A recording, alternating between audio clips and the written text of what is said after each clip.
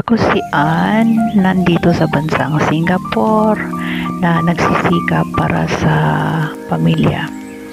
Nandito ako kasi gusto ko makatapos yung mga anak ko. Gusto ko matulungan yung aking mga kapatid. Kaya nandito ako sa Singapore, nagbabaka sakali na umahon din ng konti sa buhay. Kaya gusto kong i-share yung aking buhay dito sa Singapore sa tuwing ako'y nag-video.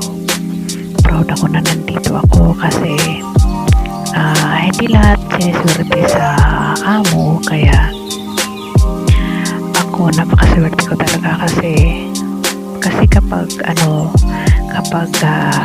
nagsasabi ka ng totoo, kasi kapag hindi ka nagsisinungaling sa amo mo, papayagan